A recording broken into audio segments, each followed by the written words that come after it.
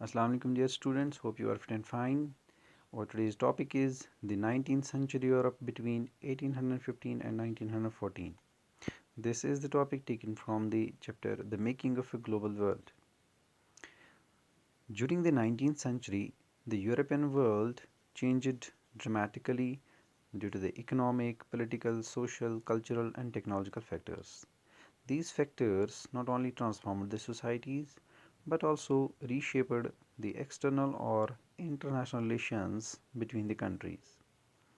According to economists, there were three types of movements or flows which led to these changes. These were the flow of trade, second, the flow of labor, and the third, the flow of capital. All these three factors not only changed the European economy but also affected the lives of the people. Let us try to understand how and why European economy witnessed these changes and how was the life of people affected by these changes. तो dear students, चलिए जानने की कोशिश करते हैं ऐसा क्या हुआ 19th सेंचुरी में जिसकी वजह से लोगों की ज़िंदगी और पूरे जो वर्ल्ड की इकॉनमी है वो चेंज हो गई। ऐसे कौन से रीजंस थे, ऐसे कौन से फैक्टर्स थे जिनकी वजह से 19th सेंचुरी यूरोप में इकॉनमी और सोसाइटी दोनों चेंज होने लगी। जैसा कि हम जानते हैं जो इंडस्ट्रियल रिवॉल्यूशन है इसकी शुरुआत ब्रिटेन से हुई और फिर पूरी दुनिया में फैल गई। जब पहले पहले इंडस्ट्रीज़ बनने लगी तो बहुत सारे लोग जो दूसरी कंट्रीज़ में रहते थे उन्होंने माइग्रेशन स्टार्ट की और ब्रिटेन की तरफ जाने लगे। जैसे ही वो ब्रिटिश इंडस्ट्रियल सिटीज़ में पहुंच गए तो वहाँ की पॉपुलेशन इंक्रीज़ होने लगी। अब जैसे इंक्रीज़ होने लगी पॉपुलेशन तो इसके साथ ही अब डिमांड भी बढ़ गई फूड ग्रेन्स की। तो फूड ग्रेन्स की डिमांड ने फूड प्राइसेस बढ़ा दिए। फूड प्राइसेस बढ़ाने की वजह से बहुत सारे लोगों को प्रॉब्लम्स होने लगी। जैसे जो वर्कर्स थे, जो लेबरर्स थे, जो कॉमन पीपल थे या जो लोग भी सिटीज़ या अर्बन सेंटर्स में रहते थे उनकी लाइफ पे बहुत ज़्यादा इम्पैक्ट पड़ा क्योंकि वो फूड नहीं खरीद पा रहे थे। दूसरी तरफ से जो लोग प्रोड्यूस करते थे ये फूड ग्रेन्स, जैसे कि हमें पता है जिनको हम लैंडलॉर्ड्स कहते हैं, लैंड ग्रुप्स कहते हैं या फ्यूडल लॉर्ड्स कहते हैं, वो लोग फूड प्रोड्यूस करते थे। तो अब उन्होंने फूड के प्राइसेस बढ़ा दिए। अब फूड प्राइसेस बढ़ गई तो लोगों को प्रॉब्लम होने लगी। तो ब्रिटिश गवर्नमेंट ने डिसाइड किया कि अब जो फूड ग्रेन्स हैं वो हम दूसरी कंट्री से इंपोर्ट करेंगे। So accordingly British government began to import food grains from different corners of the world, especially from Russia and America. तो फूड ग्रेन्स जैसे ही इंपोर्ट होने लगी तो इससे नुकसान होने लगा लैंडलॉर्ड्स को या फ्यूडल लॉर्ड्स को या फिर उन कल्टिवेटर्स को जो प्रोड्यूस करते थे फूड ग्रेन्स। अब वो चाहते थे कि कुछ ऐसे लॉज बनाए जाएं जिनसे जो फूड ग्रेन्स का इंपोर्ट होता है उस पे बैन लगाई जाए। So British government implemented corn laws. Yes, CORN, corn laws. These laws were implemented to restrict the import of food grains from different corners of the world. Once again, the food prices began to rise profoundly. But there were other people like industrialists, like urban dwellers, like workers, laborers, or the people who are living in cities. These people began to demand for the abolition of corn laws. So, in pressure, the British government abolished these corn laws. As a result of that, the food grains became cheaply available in the market. अब जैसे ही corn laws abolish हो गए तो food grains की जो prices थे वो down होने लगे। नतीजा क्या हुआ, जो कल्टिवेटर्स, जो पीजेंट्स या जो बाकी लोग थे जो प्रोड्यूस कर रहे थे, वो उन्होंने अपनी ज़मीनें छोड़ दी। They left their lands uncultivated and began to move towards the cities, ताकि उनको वहाँ पे कोई जॉब मिले, ताकि वो अपना जो ज़िंदगी गुजारने के लिए ज़रूरी है वो चीज़ें वो वहाँ पे हासिल कर सकें। तो जैसा कि हमने अभी पढ़ा कि फूड इंपोर्ट्स बढ़ने लगी ब्रिटेन में। नतीजा ये हुआ कि जो प्राइसेस थे फूड ग्रेन्स के वो कम होने लगे। लेकिन ये फूड इंपोर्ट्स और ज़्यादा बढ़ गए 19th सेंचुरी में, क्योंकि ब्रिटेन में इंडस्ट्रियलाइजेशन और ज़्यादा बढ़ गई, जिसकी वजह से लोगों की इनकम बढ़ गई।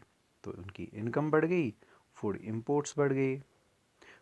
तो बहुत सी ऐसी कंट्रीज़ जहाँ पे अभी इंडस्ट्रीज़ सेटअप नहीं हुई थी, जो इंडस्ट्रियली बैकवर्ड थी, जैसे eastern Europe, Russia, America, Australia, वहाँ पे लोगों ने एग्रीकल्चर की तरफ ध्यान दिया। अब एग्रीकल्चर को प्रमोट करने के लिए बहुत से फॉरेस्ट्स को क्लियर किया गया, बहुत से बार्न लैंड्स को अंडर कल्टीवेशन लाया गया। तो नतीजा क्या हुआ, इन कंट्रीज़ में जैसे ईस्टर्न यूरोप हुआ, रशिया हुआ, अमेरिका हुआ, ऑस्ट्रेलिया हुआ, यहाँ पे लोगों ने एग्रीकल्चर को बहुत ज़्यादा प्रमोट किया। तो इंडस्ट्रियल रेवोल्यूशन ब्रिटेन में आया, लेकिन चेंजेस आई इन कंट्रीज़ में, जबकि वहाँ इंडस्ट्रीज़ नहीं थी। क्यों चेंज आई? क्योंकि ब्रिटेन में फूड ग्रेन्स की डिमांड बढ़ने लगी। अब फूड ग्रेन्स की डिमांड वहाँ क्यों बढ़ने लगी? जैसे जैसे इंडस्ट्रीज़ बनती गई वैसे वैसे ज़मीन कम होती गई, जैसे ज़मीन कम होती गई फूड ग्रेन्स कम होते गए, जैसे फूड ग्रेन्स कम होते गए वैसे वैसे फूड की डिमांड बढ़ती गई। तो इम्पोर्ट्स पे ज़्यादा फोकस होने लगा। अब इन इम्पोर्ट्स को और ज़्यादा बढ़ाने के लिए एक अच्छे ट्रांसपोर्ट की ज़रूरत थी। तो अच्छा ट्रांसपोर्ट उस टाइम पे रेलवेज़ था। अब रेलवेज़ की तरफ ध्यान गया, बहुत सारे लोगों ने रेलवेज़ का काम शुरू किया। पुरानी रेलवे लाइंस को रिपेयर किया गया और नई रेलवे लाइंस को बनाया गया। तो रेलवे लाइंस अब कंट्री साइड या हम कहेंगे विलेज को कनेक्ट करने लगी सिटीज़ के साथ। साथ ही साथ में रेलवे लाइंस ने कनेक्ट किया विलेजेस को, जो जिसको हम कहते हैं कोस्टल टाउन्स, यानी समंदर के पास जहाँ पे शिप रुकता है वहाँ तक रेलवे लाइंस बनाई गई। अब दूसरी ओर बहुत सारे लोगों ने अपना पैसा इन्वेस्ट किया घर बनाने के लिए, यानी बिल्डिंग होम्स एंड सेटलमेंट्स।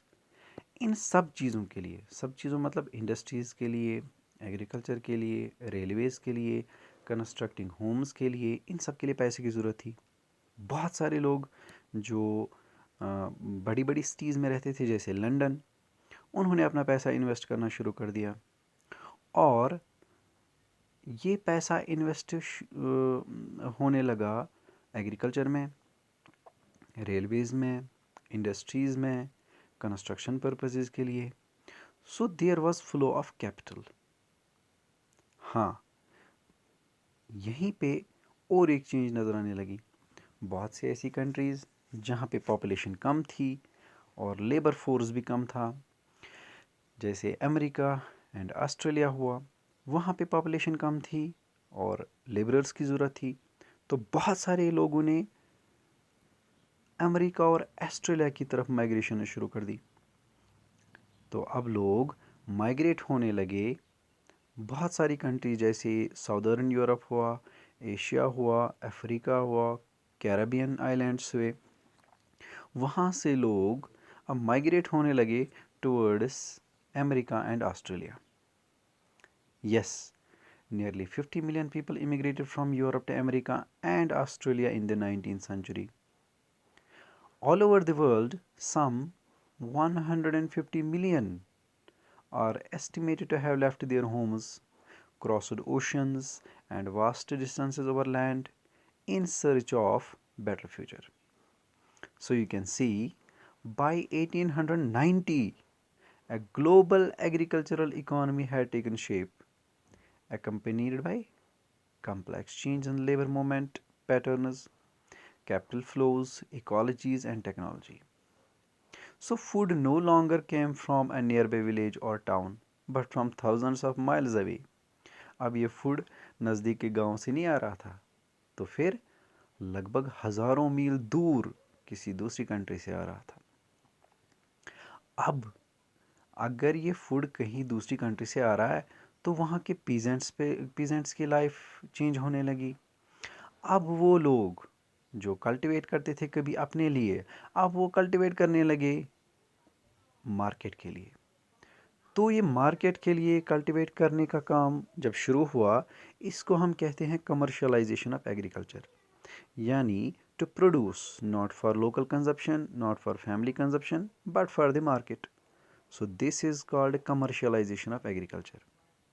तो यहाँ से क्लियर पता चलता है, फ्लो ऑफ कैपिटल पता चल गया, फ्लो ऑफ लेबर भी पता चल गया, एंड फ्लो ऑफ ट्रेड। तो फ्लो ऑफ ट्रेड ज़्यादातर दो चीज़ों में होता था, वीट एंड कॉटन। ये दोनों चीज़ें ज़्यादा ट्रेड होने लगी।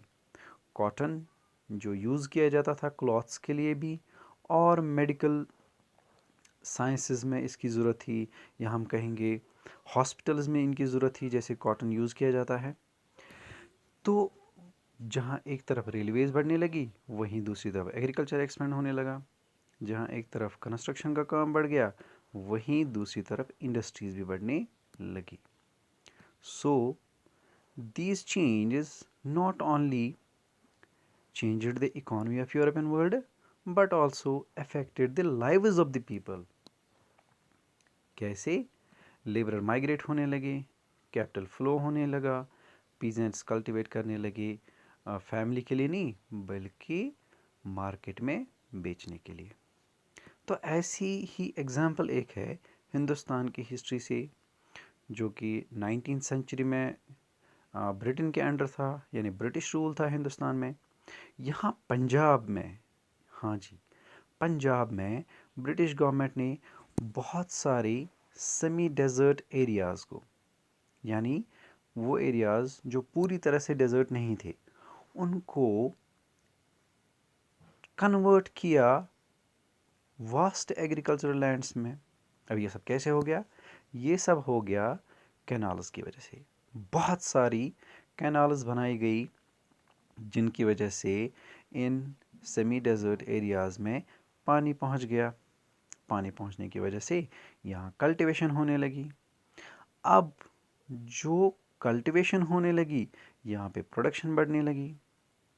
तो इन नई सेमी डेजर्ट एरियाज़ जहाँ पे कैनाल्स बनाई गई, इनको ही नाम भी पड़ गया कैनाल कॉलोनीज़, क्योंकि बहुत सारे लोग different corners of India migrate हो गए पंजाब की ओर, और वहाँ पे इन्हीं एरियाज़ में रहने लगे। तो इसीलिए इनका नाम पड़ गया कैनाल कॉलोनीज़। तो फूड तो सिर्फ एक एग्जाम्पल थी जो हमने इस कॉन्टेक्स्ट में डिस्कस किया। न सिर्फ फूड बल्कि रबर की कल्टीवेशन भी ज़्यादा होने लगी, ताकि जो रबर की डिमांड थी वर्ल्ड मार्केट में, जैसे ट्रांसपोर्ट के लिए था या किसी और चीज़ के लिए यूज़ किए जाते थे रबर को, तो इसकी प्रोडक्शन भी बढ़ गई। इसके साथ साथ में बहुत सी नई चीज़ें भी प्रोड्यूस होने लगी, जिनकी डिमांड मार्केट में। सो डियर स्टूडेंट्स, जहाँ एक तरफ फूड ग्रेन्स की डिमांड थी यूरोप में, वहीं दूसरी तरफ कॉटन की डिमांड दिन ब दिन बढ़ने लगी। अब कॉटन किस काम आता था? कॉटन को ज़्यादातर क्लॉथ्स बनाए जाते थे, और जैसा कि इंडस्ट्रियल रिवोल्यूशन आया था ब्रिटेन में, तो जो अर्ली इंडस्ट्रीज़ थी वो ज़्यादातर टेक्सटाइल इंडस्ट्रीज़ थी, यानी जहाँ पे कपड़े बनाए जाते थे। तो अब इन इंडस्ट्रीज़ की डिमांड के हिसाब से कॉटन की डिमांड बढ़ गई। अब जहाँ एक साइड से फूड क्रॉप्स प्रोड्यूस हो रहे थे, वहीं दूसरी तरफ से कैश क्रॉप्स भी प्रोड्यूस हो रहे थे। तो इन कैश क्रॉप्स में सबसे ज़्यादा डिमांड थी कॉटन की। कॉटन के बाद अगर हम एग्जांपल लेंगे किसी और की, दैट वाज रबर। अब रबर यूज़ होता था मशीन्स के लिए, व्हीकल्स के लिए या बाकी चीज़ों के लिए। तो रबर की डिमांड भी इंटरनेशनल मार्केट में बढ़ने लगी। इसी वजह से प्रोडक्शन भी इंक्रीज़ होने लगी और बहुत सारे लोग रबर प्रोडक्शन में अब पार्टिसिपेट करने लगे। Similarly coal, that was the main component of trade during the 19th century. अब कोल की क्या ज़रूरत थी? Coal was used to run the steamships and the railways. So coal promoted the faster means of transport. This faster means of transport connected the countryside with the cities and coastal towns. Finally, there was a fast trade as compared to the previous period. तो जो पहले trade हुआ करता था उससे भी ज़्यादा तेज़ ट्रेड होने लगा 19th सेंचुरी में। तो ये कैसे पता चलेगा? You can see that between 1820 and 1914, world trade is estimated to have multiplied 25 to 40 times. 25 से 40 गुना ये बढ़ गया ट्रेड। और इस ट्रेड में सबसे ज़्यादा जिन चीज़ों की डिमांड थी वो थे wheat, cotton, coal and rubber. तो अब हमें देखना है रोल ऑफ टेक्नोलॉजी। तो टेक्नोलॉजी की जब हम बात करते हैं, technology is a sign of development. The 19th century technology included railways, steamships, telegraphs or telephones, etc. Faster means of transport made it easy to transport food grains, raw materials and finished goods from one part of the country to the other part of country, or we can say from one country to other country. इसी तरह से Railways और steamships की वजह से जो migrations थी वो बहुत ज़्यादा फास्ट होने लगी, क्योंकि स्टीमशिप्स अब बहुत फास्ट चलते थे और उनकी लोड कैपेसिटी भी बहुत ज़्यादा हाई थी, यानी अब वो बहुत ज़्यादा लोड उठा सकते थे। अब मैन पावर नहीं था, अब हाथों से कोई जहाज़ या नाव नहीं चलानी थी, अब ये चल रहा था स्टीम पे। तो स्टीम इंजन ने भी कंट्रीब्यूशन दिया, रेलवेज़ ने भी अपना कंट्रीब्यूशन दिया और इन सब फैक्टर्स की वजह से जो लाइफ थी उसमें काफ़ी change I. Look at these pictures, you will see how these people were waiting to migrate from one country to other country. These are the Irish people shown in the picture. You can see them.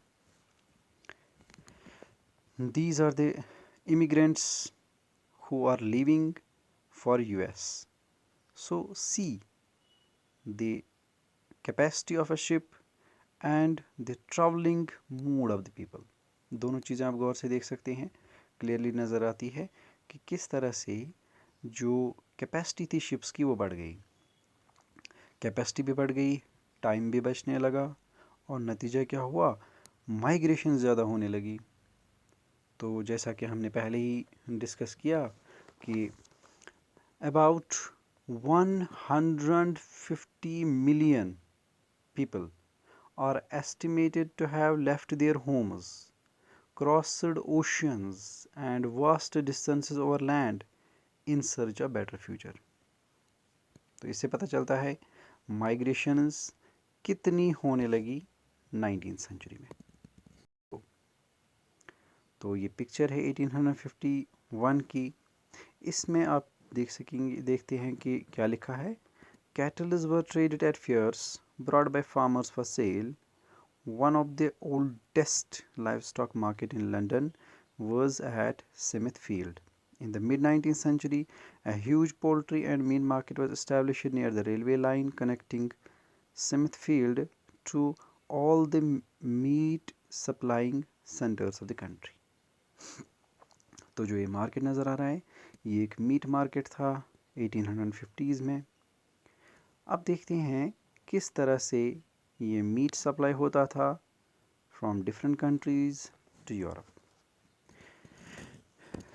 1870 से पहले पहले ज़िंदा जानवरों को ships के ज़रिए America से Europe ले जाया जाता था और वहाँ पहुँचने के बाद उन जानवरों को मार दिया जाता था।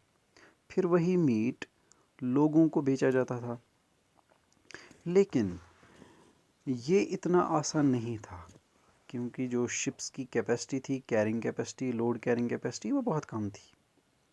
सिमिलरली इस शिपिंग के दौरान यानी इस ट्रांसपोर्ट के दौरान, इस ट्रैवलिंग के दौरान बहुत सारे जानवर मर जाते थे, बहुत सारे जानवर बीमार हो जाते थे, उनके खाने पीने का ख्याल रखना पड़ता था, कुछ जानवरों का वज़न कम हो जाता था, तो बहुत से लॉसेस होते थे। अब ये सारे लॉसेस उस मीट में से निकाले जाते थे जो फाइनली कस्टमर्स को बेचा जाता था। So in other words meat was very much costly till 1870s। फिर 1870s में ऐसा क्या हुआ जिसकी वजह से मीट के प्राइसेस लो हो गए। तो 1870s में दो खास हम इन्वेंशंस की बात करेंगे। एक था रेफ्रिजरेटर और दूसरा था स्टीम शिप्स। तो रेफ्रिजरेटर जिसमें हम कोई भी चीज़ प्रिजर्व कर सकते हैं और बहुत दिनों तक उसको रख सकते हैं। दूसरा स्टीम शिप जिसकी लोड कैरिंग कैपेसिटी ज़्यादा होती है, जो बहुत फास्ट चलता है, टाइम बचाता है। तो इन दोनों इन्वेंशंस की वजह से जो मीट का प्राइस था वो यूरोप में कम हो गया। तो देखते हैं क्या हुआ इन दोनों चीज़ों की वजह से। पहले जो एनिमल्स ज़िंदा लाए जाते थे अमेरिका से, अब वही जानवर उन्हीं कंट्रीज़ में मारने के बाद उनका गोश्त लाया जाता था। अब ये गोश्त कहाँ कहाँ से आता था? अमेरिका से, ऑस्ट्रेलिया से या फिर न्यूजीलैंड से। तो जब ये गोश्त यूरोप पहुँचता था इसका प्राइस बहुत लो होता था क्योंकि एक जानवर ज़्यादा स्पेस पकड़ता है as compare to his meat. तो जहाँ एक जानवर जगह पकड़ता है वहाँ 4-5 जानवरों का गोश्त आराम से एडजस्ट हो सकता है। तो ये हो गई कैरिंग कैपेसिटी। दूसरा, अब जानवर मरने का कोई ख़तरा नहीं है, बीमार होने का कोई ख़तरा नहीं है, वज़न कम होने का कोई ख़तरा नहीं है, टाइम ज़्यादा लगने का कोई ख़तरा नहीं है। तो नतीजा क्या हुआ? अब ये सारा कच्चा गोश्त रेफ्रिजरेटर्स में रखा जाता था और फिर यूरोप के मार्केट में बेचा जाता था। अब जैसे ही ये ट्रेंड स्टार्ट हो गया तो लोग आराम से गोश्त को खरीद कर खाने लगे। पहले सिर्फ अमीर लोग खाते थे, अब गरीब लोगों की डाइट में भी चेंज आ गई। पहले वो ब्रेड और पोटैटोज खाते थे, अब वो इसके साथ मीट, एग या बटर भी ऐड करने लगे। तो टेक्नोलॉजी ने न सिर्फ ट्रांसपोर्ट, ट्रेड, माइग्रेशंस, इंडस्ट्रीज़ या बाकी चीज़ों को प्रमोट किया, बल्कि इसने लाइफस्टाइल, फूड हैबिट्स को भी चेंज